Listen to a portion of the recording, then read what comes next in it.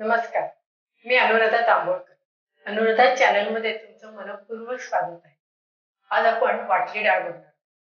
ही वाटली डाळ सणासुदी, गौरी गणपतीला अगदी हमखास करतात आणि लहानांपासून मोठ्यापर्यंत सगळ्यांना आवडतं. तर अशा या वाटल्या डाळीचे आपण आता साहित्य बघूया. ही 5-6 तास भिजवलेली हरभऱ्याची डाळ, त्यातलं पाणी पूर्ण निथळून घेतलंय. मोहरी, जिरे, हिंग, कढीपत्ता, हळद, मीठ, तिखट, साखर, लिंबाचा रस आणि मिरची आणि जिरे एकत्र करून ठेवले आणि फोडणी करता आपल्याला तेल लागतं. आता कुकरमध्ये आपण पाणी घातलेलं आहे. डाळ आपण छान वाटून घेतलेली आहे. ती आपण आता ह्याच्यात ठेवून देऊया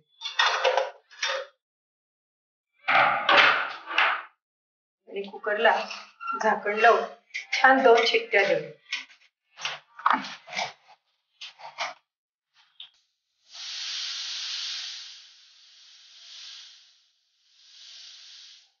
त्या कुकरला छान 2-3 शिट्ट्या दिल्या. डाळ आपली मस्त शिजलेली आहे आणि कुकर सुद्धा 5-7 मिनिटं छान थंड झालं. त्याच्यात आता अजिबात वाफ राहिलेली नाहीये आणि आता आपण ही डाळ जी आहे ती काढून बाहेर घेऊ.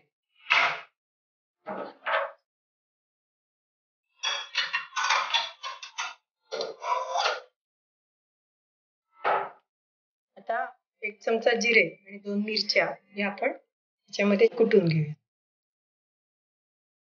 मिरची आणि जिरे अगदी बारीक कुटायची काही गरज नाहीये. अगदी आपल्याला जाडसरच कुटलेलं ते पाहिजे. आता आपण गॅस पेटवून डाळ फोडणीला देऊयात.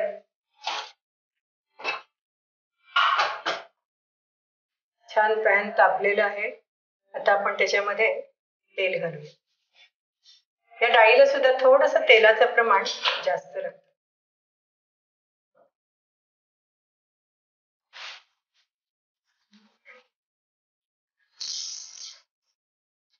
मोहरी,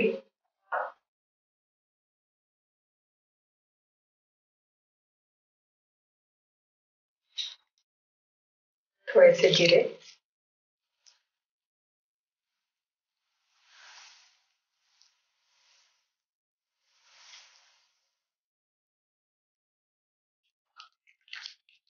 छान मोहरी तडतडल्याचा आता आवाज येतोय. लागली आपण गॅस लहान करायचा. गॅस लहान करून त्याच्यामध्ये हिंग, थोडीशी हळद, कढीपत्ता आणि मग आपली ही वाटलेली डाळ आहे ती त्याच्यात.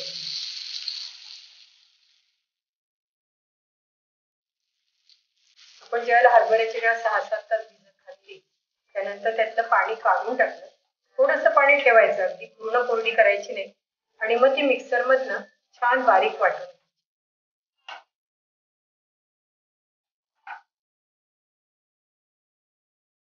ही डाळ आज आपण झटपट कशी ती बघितली, पण पारंपरिक पद्धतीने जर करायची म्हटली तर आपण ज्यावेळेला डाळ वाटली होती की नाही ती अशीच ती तशीच डाळ फोडणी करायची आपली रेग्युलर आणि त्याच्यात धरून त्याला पाण्याचा शिपका मारत मारत झाकण ठेवत त्याला चांगली वाफ येऊ.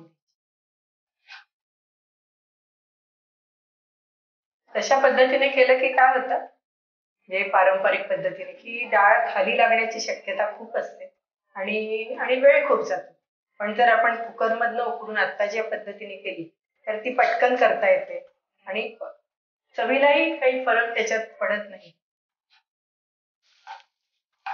छान फोडणी आता डाळीला लागली आहे. त्याच्यामध्ये आपण आता हे मिरचीचं वाटण घालूया. मिरचीचं प्रमाण हे आपल्या आवडीप्रमाणे कमी जास्त करता येतं. मीठ,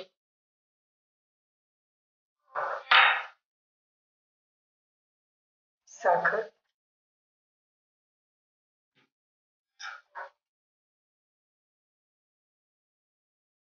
2 चमचे लिंबाचा रस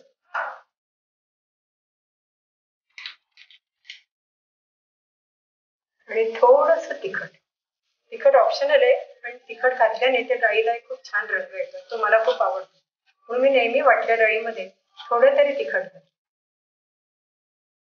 आता बस सगळे आपण साहित्य घातलेलं आहे. आता डाळीला फक्त एक वाफ आणून द्यायची की झाली डाळ तयार.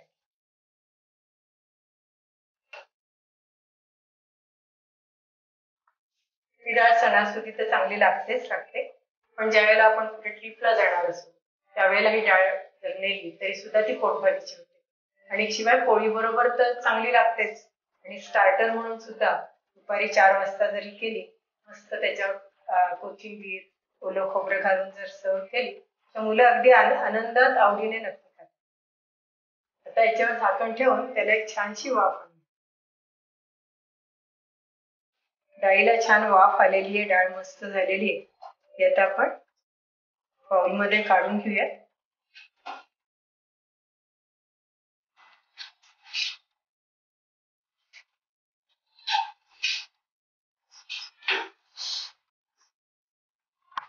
त्याच्यावर आता नारळाचा चव आणि कोथिंबीर.